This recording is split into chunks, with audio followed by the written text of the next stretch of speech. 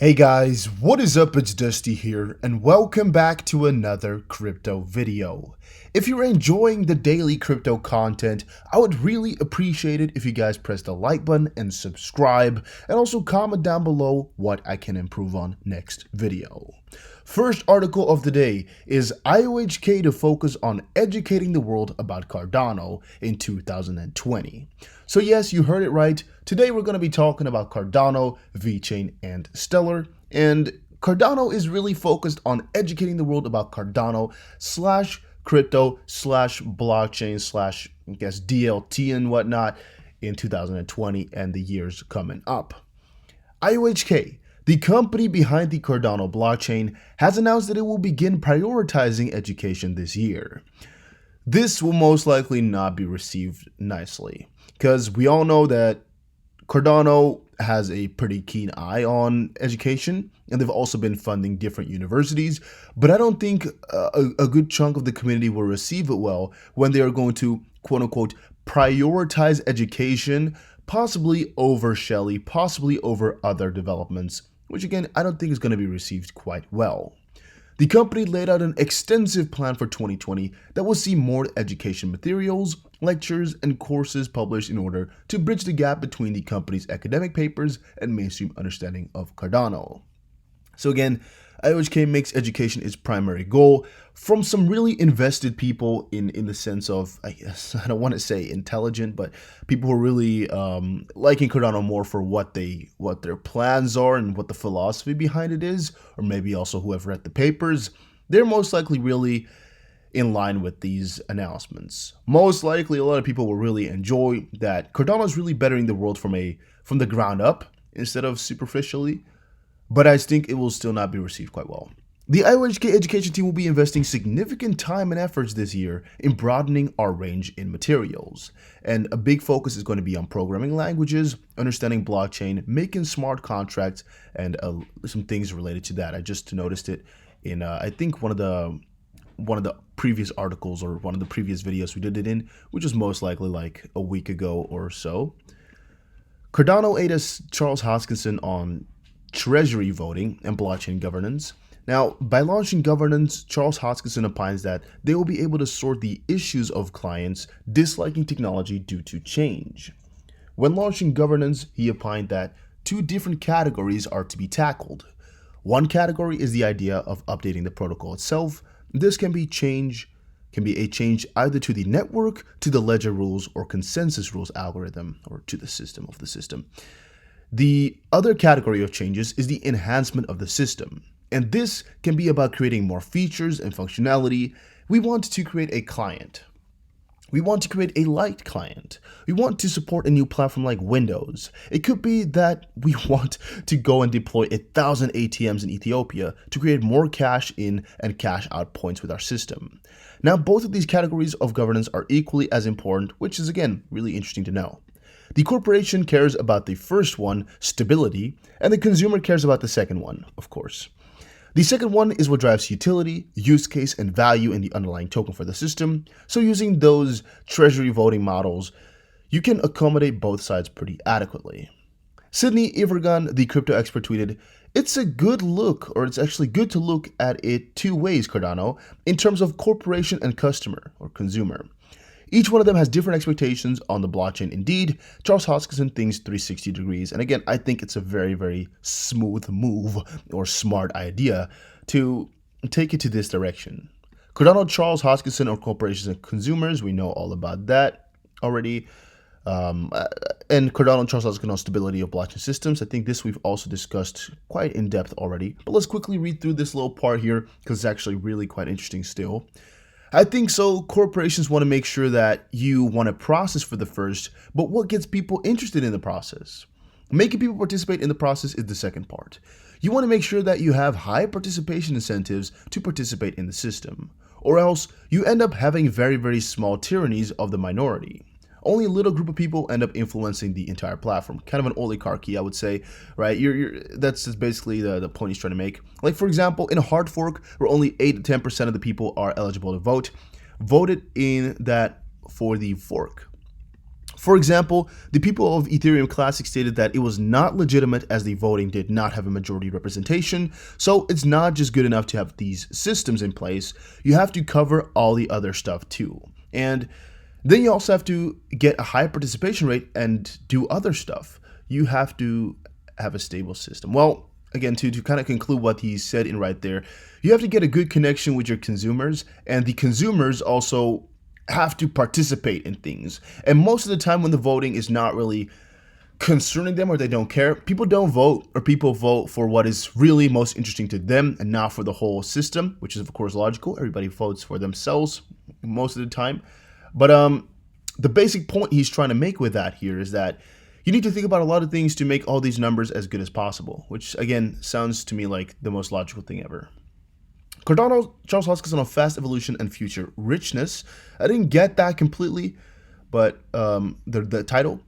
Ivan, when speaking to Charles, stated, "Whenever I speak to corporations, they are always afraid of that the platform will change tomorrow and that they will start building." Again, I really didn't get a lot of this whole article. Wasn't really too nice in my opinion about anything new. I think it's all kind of old information really. But the same kind of tweet applies. The same all applies, I would say. Cardano, Charles Hoskinson's social contract with process that works. That is, a social contract and a system will change in a deliberate, predictable, systematic, and slow way, as opposed to continuous hard forking way. We just covered that as well. And again, about stability, we just covered that. I think there's nothing really quite new. I'll remember this sentence here. So how are you thinking about the issue when you pitch your ecosystem? Will Cardano clients have to do a lot of work to switch with time? Well, we know a little bit about what they need to do, and it's always a tough line. Cardano latest news, and I know there's so much about Cardano, but it's because I've not covered them in like a week or so really a lot of stuff. Cardano latest news, Fed chairman tries to restore calm amidst crypto market crash February 29th. So just these points and then we move on. Fed chairman reassures investors after market crash around the world. Crypto is a safe haven, says Charles Hoskinson. Cardano ADA price movement indicates a massive hold around 4.8 cents and positive price trends impending for the coming period. Well, this first one, not really anything to do with Charles, or I guess with Cardano in the literal sense. Second part is that Charles Hoskinson said himself that crypto is a good safe haven, and the other two parts are pretty obvious. Next one, a little bit about the same thing, all stuff we already covered. And then moving over into Vechain. UK fashion brand embraces Vechain for better supply chain traceability. Yes, you guys are seeing it time upon time again. More and more players are hopping on the bandwagon, guys. Adoption is really really going well. According to a LinkedIn post posted 2 days ago on February 29th, UK-based fashion brand Sarah Regensburger is set to deploy Vechain's blockchain-based supply chain solution to enhance transparency and traceability in the fashion industry. Singapore-based Vechain will reportedly be deployed by famous British fashion brand Sarah Regensburger to streamline the brand's supply chain operations. And again, Vechain is just expanding like there's no tomorrow. Just getting more partnerships and cooler partnerships left and right. And again, I'm really proud of them for what they're doing. Really proud of them for what the work they're putting in and what results come out of that work as well. This should be admired because it's not easy to get these partnerships going. So really, it's really amazing that they get this stuff done. Vechain billion-dollar partners believe in the cryptocurrency. Well, to us, it's all kind of logical, right? That if you're partnering up, you believe in it. But here's another reassurance that or at least some of the partners that Vechain has, which are billion-dollar companies, still have a lot of faith in Vechain. One of Vechain's investor, Crypto Vegeta, tweeted, "If those billion-dollar partners believe in your Vechain, who are you to doubt it? Keep accumulating as much as you can. Keep constructing your future." And I think that's actually really an amazing opinion, or really an amazing statement. Because if you think about it, these billion-dollar players, and to a certain extent, it accounts for XRP as well. But if these billion-dollar players all value it so much, and if they're all, taking the bet, then who are you to judge? Or who are you to say it's stupid or useless? I have not really seen many people say Vechain is useless, but I guess maybe that's one of the reasons why as well.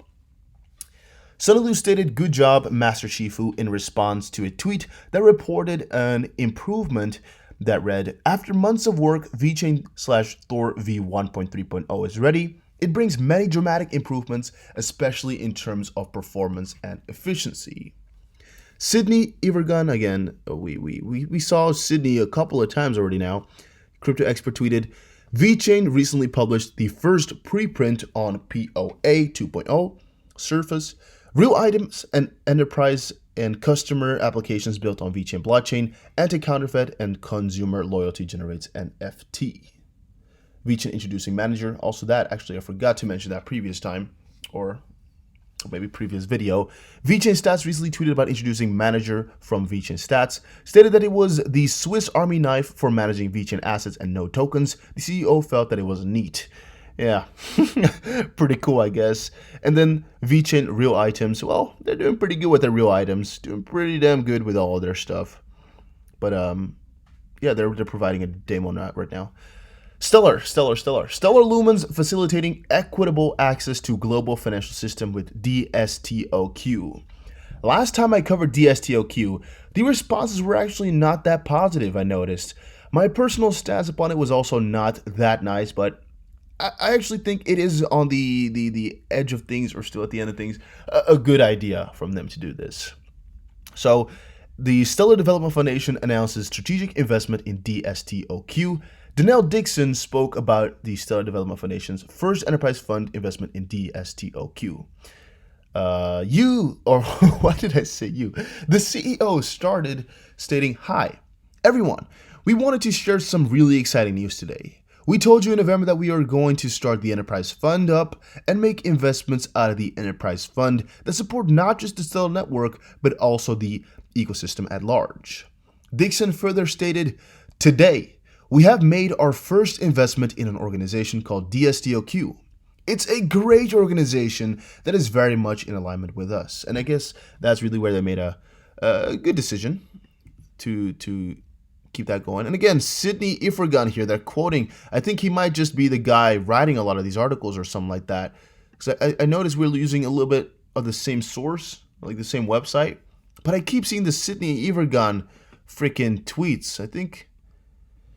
check it out. I think he's related to the website, the current analytics, or what? Because I don't know why they keep quoting this guy for every article. Yeah, he's just a writer, I guess, or he's I was like, what? Is he so famous? But I've never heard his name before, but that's why. He said, "This is amazing indeed. Stellar Lumens and DSTOQ are creating equitable access to the global financial system." Well, yeah, I guess we all knew about it, but I just wanted to get back and quickly say I actually think it's a little bit better than I made it out to be last time, my previous video. "The focus is to create an interface and application that can be used just one, the smartphone, what? The focus is to create an interface and an application that can be used just one, the smartphone that can allow users from all over the world to invest in these stocks, bonds, cryptocurrencies, funds, and more. DSTOQ is now part of the Stellar ecosystem. They were actually a member of the ecosystem already, but now they are more firmly a member based on the enterprise fund." I don't like the way they write this type of stuff. I don't like this website too much, but they have some good info, so I guess why not, right? Why not? Stellar recently tweeted about introducing Horizon 1.0. We already talked about that, which is the first major Horizon release. This is a new milestone in Horizon's development. A detailed introduction to Horizon 1.0 is available in the development blog. Pretty damn good as well. And improved features. We talked about all of that already before. Then again, this one. Stellar Lumens priced to rally towards $3, predicted by 5-year ascending channel trader. I'm not even going to get too much into that. I don't think you guys like it. I personally don't like this type of stuff. Thanks, Brian Goldberg. It was a pleasure. I actually don't think that's it. But somebody said it was going to go to $3. It's not worth our time, guys. This type of stuff is certainly not worth it. It's not worth it at all. It's not worth it at all, please. And then Stellar exhibits bearish crossover on the hourly chart. I guess that's a little bit more interesting. Quickly read the keynotes or the quick 4 dots, and then we move on. Stellar, at the time of penning down this analysis, was trading at 7 cents and retained support from the 50-day and 200-day MA on the daily chart. Over the past 2 months, XLM has grown in price from the other bottom at 0.0422 to a 90-day high at 0.088, making a progression of over 108%. The current trading zone is exposed to volatility in the upcoming days, and the coin trades below the 38.2 fib retracement level. Consistent lower high trend formed on the hourly chart could or may become a matter of concern in the altcoin if the altcoin fails to gain the momentum. Well, okay guys, that was it for this video. Hopefully you all enjoyed. If you did, make sure you press the like button. If you also like this digital asset news, talking about Cardano, Stellar, Vechain, XRP, Bitcoin, Ethereum, any of those coins, Chainlink, make sure you press the like button. As I said, make sure you subscribe and make sure you comment down below what coin you'd like to see next. See you guys again in another crypto video. Take care everybody and have a very